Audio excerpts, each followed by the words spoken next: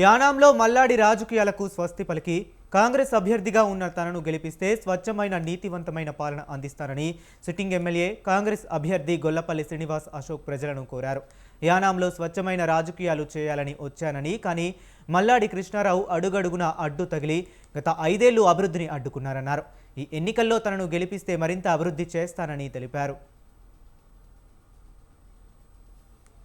ఎన్నికలైతే చివరి దశకు వచ్చాయి.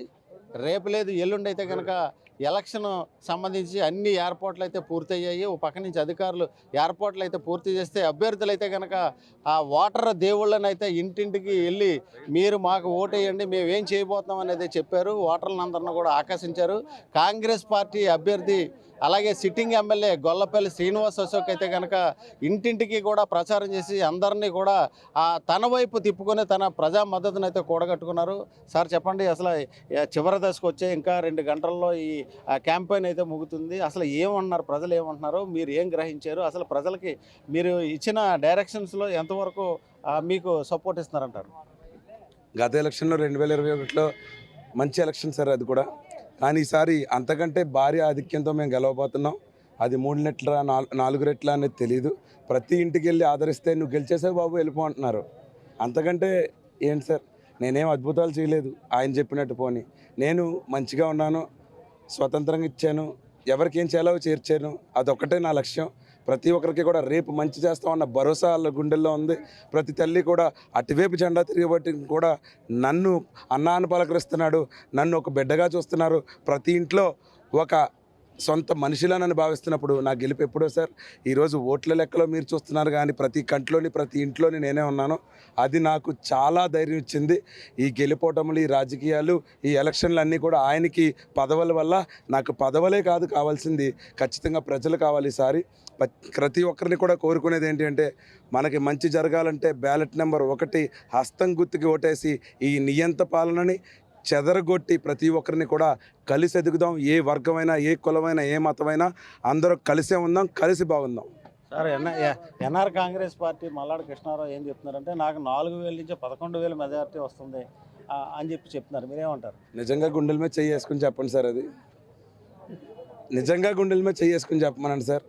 ఆయన ఏంటి, చాలామంది అడుగుతున్నారు. నాకు అర్థం కాని విషయం ఏంటంటే, గుండె గీయించుకుంటాను, లేకపోతే పేరు మార్చుకుంటాను, లేకపోతే ఇంకోటి ఇవన్నీ ఏంటంటే వాళ్ళ కార్యకర్తలు ఆల్రెడీ కాన్ఫిడెన్స్ పోయింది.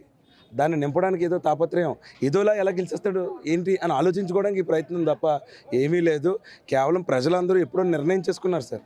కానీ ఆయన పరిస్థితి ఏంటి అంటే, ఏదో 3,000, 4,000, 11,000 సార్. మీకు ఏంటి సార్, నేనేమైనా పొడి చేయకుండా ఉన్నానా? ఆయన ఉద్దేశం ఏంటి సార్? ఆయన ఏంటంటే ఇంట్లోకి వచ్చి గెలుస్తాను అనుకుంటున్నాడు. ఇంకా రోడ్డు ఎక్కి ఏదో పెద్ద జీపెక్కి ఇలా ఊపేస్తే పడిపోస్తారు ఓట్లు.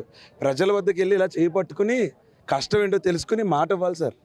ఇప్పటికే నాకే బాధగా ఉంది. కొన్ని ఏరియాల్లో 2-3 ఏరియాలు నేను తిరగలేకపోయాను, చిన్న ఊర్లని. అయినప్పటికీ నా అభివృద్ధి అక్కడ కనపడుతుంది కాబట్టి నాకు ఓటేస్తారు అని చెప్పి నేను ఫోన్ కాల్లోనో నైటో ఎప్పుడో వెళ్తున్నాను.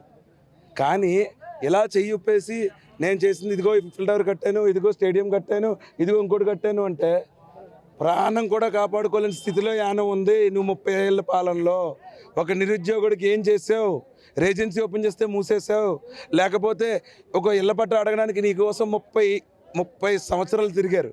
అర్ధరాత్రి 3 గంటలు లేచి వెళ్ళాలి సార్ లేడీస్ ఏమన్నా? ఎవరు సార్ ఇతనికి? 3 గంటలు లేచిపోతాను, నువ్వు 11 గంటలు లేచి. మేము రాత్రి 2 గంటలు 3 గంటలు పడుకొని ప్రతి ఒక్కరిని కలిసి ఆఫీస్లో పొద్దున్న 7:30, 8 గంటలకు లేచి బయటకు వచ్చి మళ్ళీ గవర్నమెంట్ ఫంక్షన్స్ అటెండ్ అయ్యి కష్టపడి వెళ్తుంటే 3 గంటలకు ఎవరు వస్తారు సార్? ఏం అవసరం, ఏం కర్మ? లేడీస్ వెళ్ళాలి మళ్ళీ ఇతను అడగడానికి. ఏం చూసుకుని సార్? ఇవన్నీ కూడా మాట్లాడతాను సార్. ఇప్పుడు మాట్లాడడం విమర్శించడం పక్కన కాదు. 4వ తారీఖుని ప్రతి ఒక్కళ్ళు మీరు అడుగుతున్నారు కదా, నాతో ఎవరో చెయ్యొద్దు ఆ రోజు అశోక్ విజయోత్సవం అని. ఖచ్చితంగా ప్రజలతో వినిపిస్తాను మీకు. అంటే ఓటుకు 3,000 మద్యం పంపిణీ చాలా యథేచ్ఛగా అయితే జరుగుతుంది, ఏమంటారు మీరు? ఖచ్చితంగా సార్. ఆయన 3,000 ఇస్తాడో 25,000 ఇస్తాడు, జనాల డబ్బులే కదా, ప్రాబ్లం ఏముంది? నేను కూడా ప్రజలకి చెప్తున్నాను, తీసేసుకోండి మీ డబ్బులు, కానీ గుర్తుంది కదా, హస్తానికి ఓటేయండి. అదొకటే నేను చెప్పదలుచుకుంది. మీ భవిష్యత్తు, మీ పిల్లల భవిష్యత్తు ఒకటి. ఇందులో నీతనేం ఆలోచించక్కర్లేదు, ఎందుకంటే అది 30 సంవత్సరాలు మీ డబ్బు. మీకు అర్థమైందా? అశోక్ది అయితే అది కష్టంగా 2 ఆస్తులు 3 ఆస్తులు అమ్మి తేవాల.